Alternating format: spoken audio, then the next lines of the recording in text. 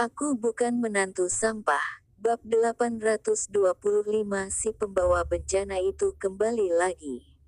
Setelah Dewi tertidur pulas, Rocky keluar dari kamar. Om Miko, pria botak, Disa dan beberapa orang sedang berdiri menunggu di ruang tamu, mencari apa yang lalai dengan sistem keamanan di sana.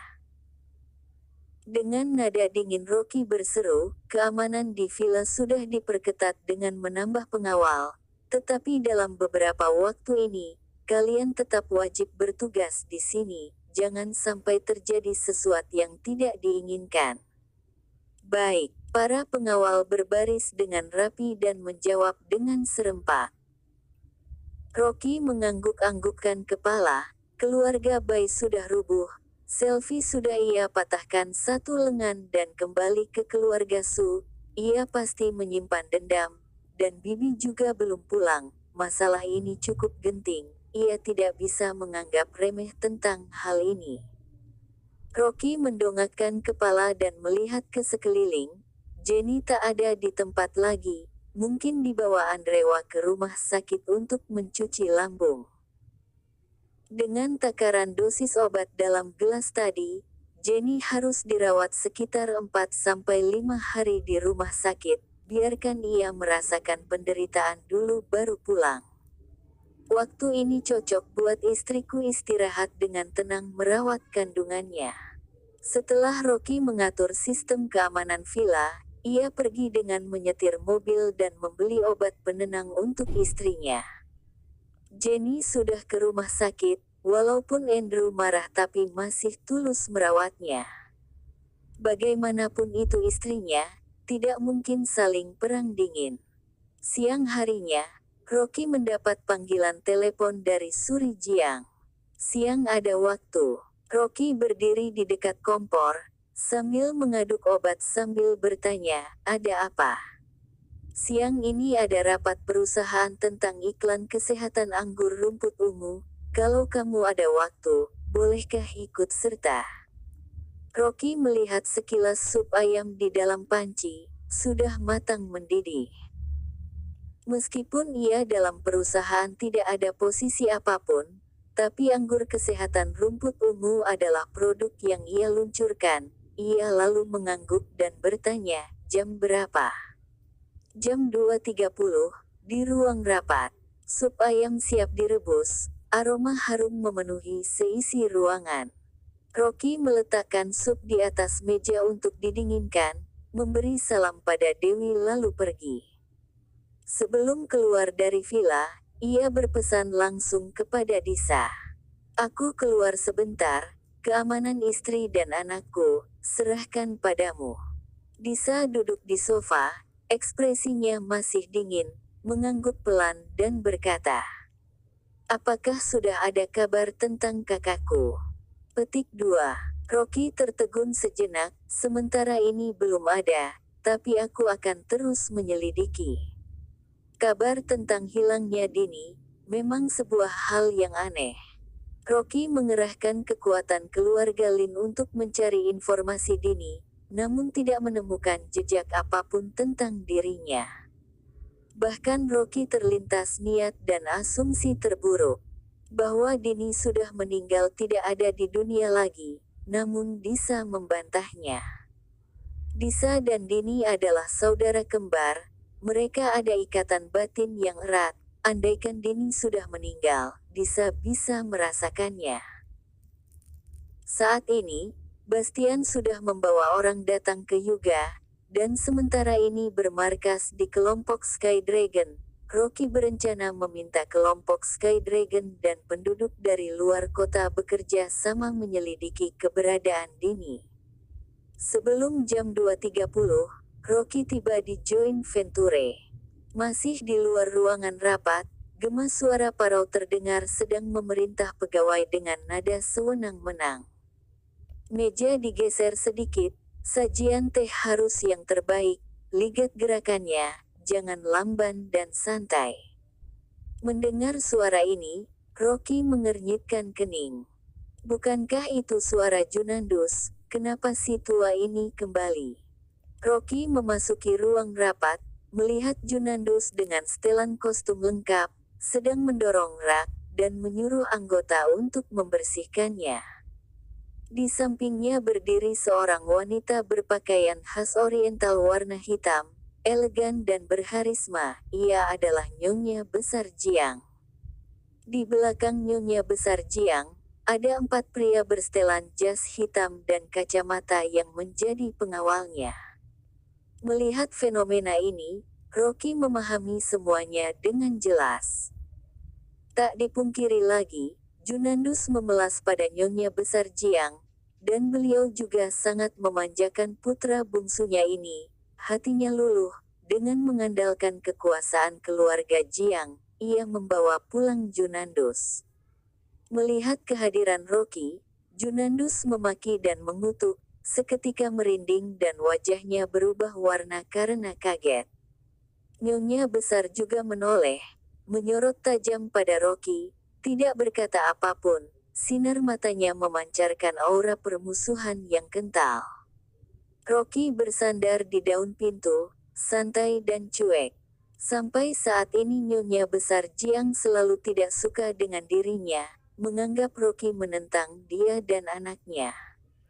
Tepat saat itu, dari arah belakang terdengar suara sepatu yang nyaring. "Rocky, kamu sudah tiba ya? Rapat akan segera dimulai, silahkan duduk." Suri Jiang melangkah tergesa-gesa, dan melewati dirinya lalu berkata dengan tak berdaya. "Paman baru pulang semalam, dan itu adalah ide Nyonya Besar Jiang." Dia datang ke rumah dan merengeh-rengeh. "Ayahku juga tak berdaya, hanya memintaku untuk memberinya sebuah posisi pekerjaan di perusahaan.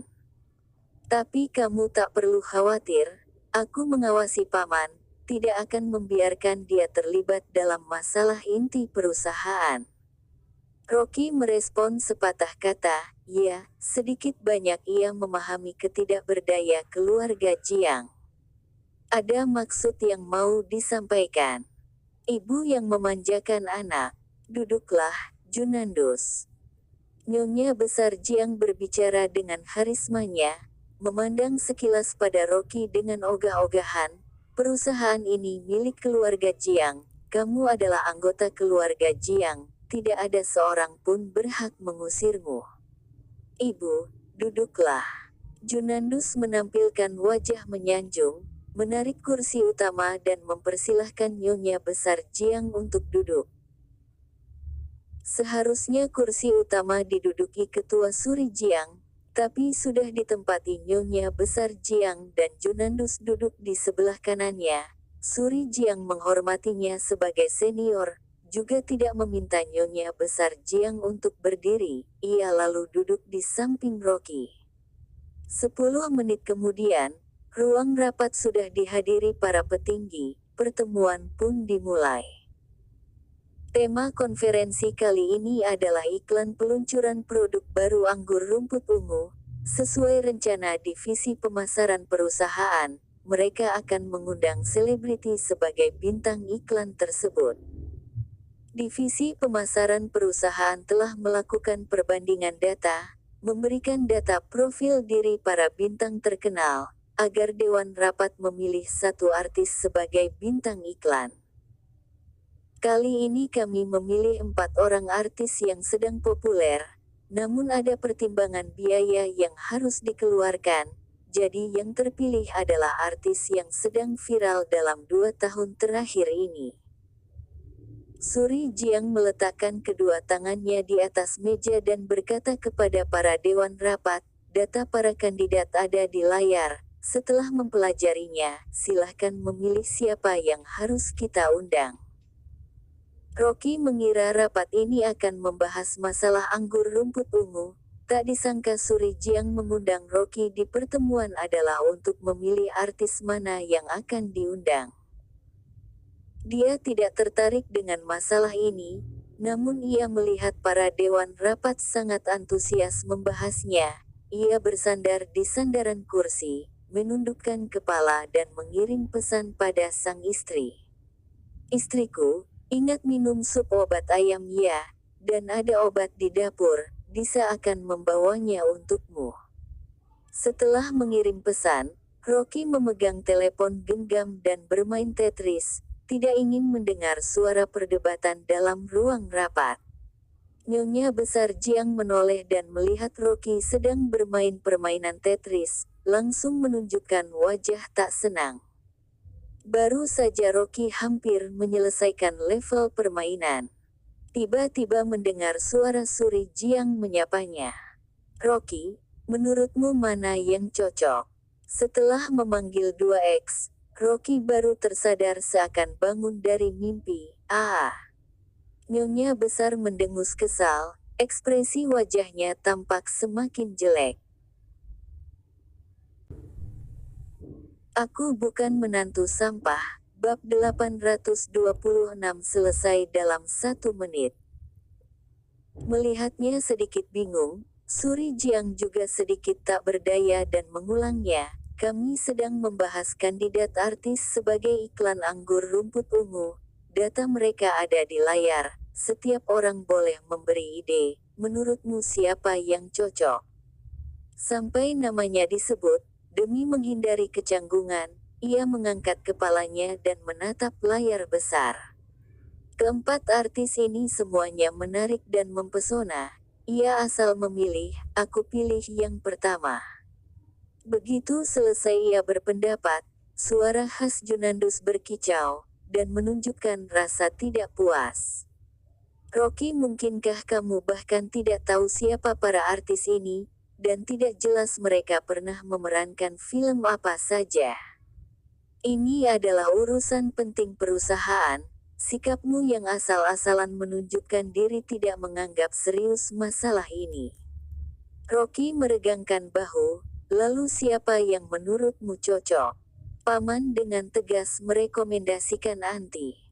Suri Jiang mengelus pelispinya, menghela nafas dan berkata, tapi aku merasa ia kurang cocok, lagi pula ketenarannya tidak sebagus mereka bertiga.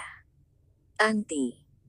Rocky tertegun sekejap, sepertinya berkesan dengan Anti. Bukankah ia dikenal sebagai bintang porno, dan memproduksi beberapa film khusus? Aktingnya tidak bagus, hanya mengandalkan sifat manjanya. Mau mencari artis receh untuk mengiklankan anggur rumput ungu perusahaan. Ini bukan anggur pemulih kesehatan ginjal, apakah ini cocok? Aku tetap pilih Anti.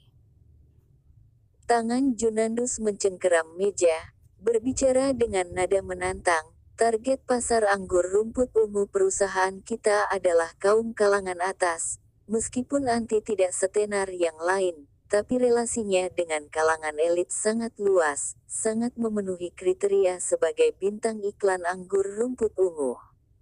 Para dewan yang hadir, banyak yang tidak setuju. Tetapi Junandus bersikukuh, mempertahankan Anti sebagai bintang iklan. Tidak bisa. Rocky menggelengkan kepala dengan cepat, mencari artis seperti dia sebagai iklan anggur rumput ungu perusahaan. Ini sama dengan menghancurkan nama baik perusahaan dan menurunkan nilai jual produk. Hehe, apa yang kamu tahu? Junandus menjadikan Nyonya besar Jiang sebagai The King, mengumbar kata-kata, kamu tidak mengerti dunia hiburan. Tahun ini Anti sudah menandatangi 3 buah kontrak dan 4 iklan. Aku berani jamin pasti akan sangat membuming. Rocky mengerutkan kening. Junandus, kenapa kamu bersikeras merekomendasikan Anti? Mungkinkah ada hubungan pribadi? Baru saja ia berkata, ekspresi wajah nampak canggung dan berkata dengan emosi, omong kosong apa? Rocky melihat sikapnya yang mirip anjing loncat, hatinya menjadi semakin jelas. Bisa jadi Junandus ada hubungan khusus dengan Anti, karena itu ia bersikeras merekomendasinya. Cukup, apa yang diributkan? Nyonya besar Jiang berseru penuh karisma dan berkata pada Junandus, anakku, aku juga merasa Anti tidak cocok. Perusahaan Heydik selalu mengutamakan citra positif. Bagaimana mungkin menjadikan wanita seperti ini sebagai bintang iklan? Walaupun ia memanjakan anak, tapi juga tak suka pada wanita rubah seperti ini, bahkan tidak akan membiarkan wanita ini terlibat dalam karir perusahaan keluarga Jiang. Junandus tertegun dan menundukkan kepala, dan menatap Rocky dengan pandangan penuh kebencian. Nyonya Besar Jiang, bintang iklan perusahaan kami tunjuk adalah nomor 1. Suri Jiang berkata, berdasarkan statusnya orang in sangat cocok, tapi permintaan honornya tinggi, dan jangka waktu iklan tidak cukup baginya, belum tentu bisa menjadi bintang iklan, persyaratannya juga tidak sedikit. Tapi manajer artis tersebut menolak, ia khawatir produk yang diiklankan akan mempengaruhi citra dirinya. Ngelantur. Nyonya Besar Jiang sangat emosi dan memukul meja. Apa status perusahaan Hedik kami? Dia hanya seorang artis, kenapa begitu angkuh? Dia memang aktor, bukan pemain figuran biasa. Rocky bergumam. Di luar dugaan, suara gumamnya terdengar Nyonya Besar Jiang. Ia tertegun dan berkata dengan nada berat, Rocky, kamu sepertinya ada cara. Rocky mengernyitkan kening, Nyonya Besar ini, umurnya sudah lanjut tapi ternyata telinganya masih sangat tajam. Aku tak ada ide apapun. Rocky merentangkan kedua tangan, tak ingin berdebat dengan wanita tua yang keras kepala ini. Tetapi Nyonya Besar Jiang kelihatan enggan, menatap tajam pada Rocky dan berkata, biasanya kamu jarang bertandang ke perusahaan dan tidak lazim mengikuti rapat perusahaan. Sekarang aku serahkan tugas ini padamu, carikan bintang iklan ini, tak peduli dengan cara apapun, minta ia menjadi bintang iklan kami. Rocky terdiam sesaat. Benar kata orang bahwa jahe tua biasanya semakin pedas, seharusnya ia tidak menyinggung wanita tua ini. Sekarang Nyonya Besar langsung menyandangkan tugas berat ini kepada Rocky.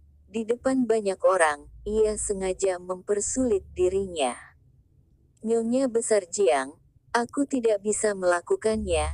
Jika orang itu tidak bersedia, aku tak bisa memaksa. Nyonya Besar Jiang mendehem dingin dan berkata, kamu nampaknya tidak begitu sibuk, sekarang giliran kamu sedikit berdedikasi untuk perusahaan. Junandus langsung menimpali, benar. Benar, Rocky, bukankah kemampuanmu sangat hebat? Kenapa masalah kecil seperti ini saja kamu tak bisa? Untuk apa perusahaan memperkerjakan kamu? Kalau kamu tak bisa, lebih baik posisimu diberikan pada yang lain. Rocky memicingkan mata dan ia bisa menebak apa maksud perkataan mereka. Ibu dan anak ini bersepakat, mempersulit dirinya sebagai manajer perusahaan di depan para dewan rapat, ingin membuat Rocky mengundurkan diri dan memberikan posisi pada Junandus. Bagaimana kalau aku sanggup mengundangnya? Hehe. Kalau kamu berhasil, aku berlutut di hadapanmu. Junandus berbicara dengan yakin tegas. Baru saja dia melontarkan kata-katanya, Rocky menggelengkan kepala dan berkata, Junandus, sudah berapa kali kamu berlutut padaku, sebegitukah harga lututmu? Kamu. Junandus merasa malu sendiri, bocah ini selalu cari celah orang. Begini saja. Rocky tersenyum-senyum dan berkata, kalau aku berhasil mengundang juru bicara ini, bagaimana kalau kalian menggonggong di depan kita? Petik 2. Junandus terhenyak dan dengan emosi membara ia berkata, siapa takut, kalau kamu tidak berhasil, silahkan angkat kaki dari perusahaan dan bekerjalah sebagai agen kebersihan. Setuju. Rocky menganggukkan kepala dengan cepat inilah hasil yang diinginkan.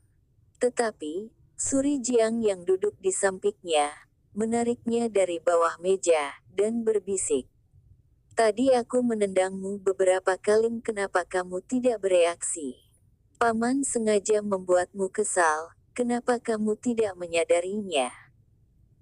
Bintang iklan yang ingin kamu cari, masalahnya bukan ia bersedia atau tidak, tetapi jadwalnya sangat padat, sulit menyisihkan waktu, bahkan jika kamu menghancurkan gunung emas pun, dia juga tak bisa, kecuali ia melanggar kontrak. Melanggar kontrak adalah hal yang tabu bagi seorang artis, itu sama dengan mencoreng nama baik sendiri. Seorang artis waras tidak akan melanggar kontrak demi menjadi bintang iklan lainnya. Junandus mengulum senyum kemenangan.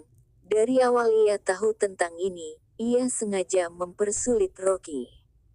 Tak peduli dengan cara apapun, Rocky tidak akan berhasil mengundang orang ini sebagai bintang iklan.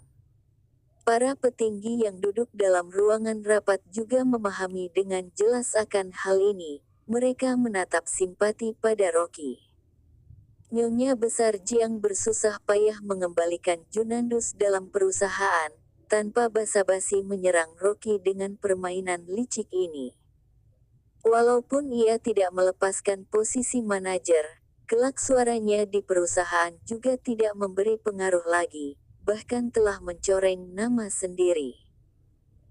Nyonya Besar Jiang memelototi Rocky dan berkata, "Aku hanya beri kamu waktu 1 hari.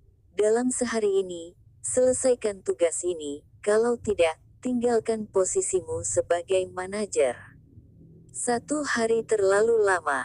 Rocky menggoyangkan jari telunjuknya, dan berkata, 10 menit, tidak, 1 menit selesai.